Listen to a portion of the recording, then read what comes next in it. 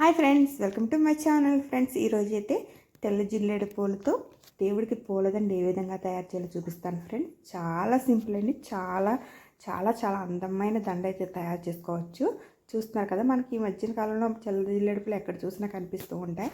వాటిని మనం పూలతో పాటు గుచ్చడం పెట్టడం చాలా కష్టంగా ఉంటుంది కదా. అయితే ఒక్కసారి ఈ విధంగా అయితే ట్రై చేయండి. చాలా సింపుల్, చాలా అందమైన దండ అయితే తయారు చేయొచ్చు.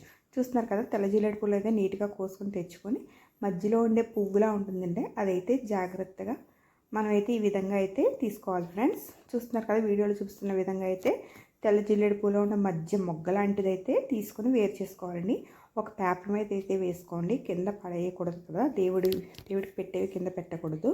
అందుకని ఒక న్యూస్ పేపర్ కానీ ఒక ప్లేట్ కానీ తీసుకొని అందులో పూలన్నీ ఈ విధంగా తీసుకోవాలి. మొగ్గల్లా ఉన్నాయి కదండి, ఇవైతే తీసుకోవాలి. చూస్తున్నారు కదా ఎంత బాగున్నాయో, మల్లె పువ్వులా ఉన్నాయి కదా. ఈ విధంగా అయితే సూదితో గుచ్చుకుంటే చూడండి దండ ఎంత అందంగా కనిపిస్తుందో. ఇవి ఫోటోలకు పెట్టుకుంటే ఎంత బాగున్నాయో మీకు చూపిస్తాను. చూడండి దండ గుచ్చితే ఎంత అందంగా సేమ్ మల్లె పువ్వుల దండలాగే ఉన్నాయి కదా.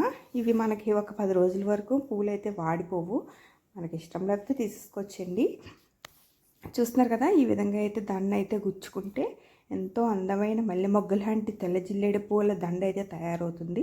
ఇవి శివుడికి, వినాయకుడికి వేసుకుంటే చాలా చాలా అందంగా కనిపిస్తారు దండలు. సేమ్ ఒరిజినల్గా ఉన్నాయి చూడండి. ఓం నమః శివాయ.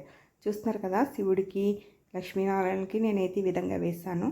ఎంత బాగున్నాయో కదండి, నిజంగా మల్లెపూలతో గుచ్చినట్టే ఉన్నాయి. ఎంత బాగుందో కదా. చూడండి ఎంత అందంగా కనిపిస్తున్నారు దేవుళ్ళు. ఒకసారి కూడా మీరు కూడా ఈ విధంగా ట్రై చేయండి. నేను చూడండి, ఈ శివుడికి చిన్న లింగం ఉంది నా దగ్గర. లింగానికి కూడా ఈ విధంగా అయితే గుచ్చి వేశాను. వినాయకుడికి చిన్న దండలా వేశాను.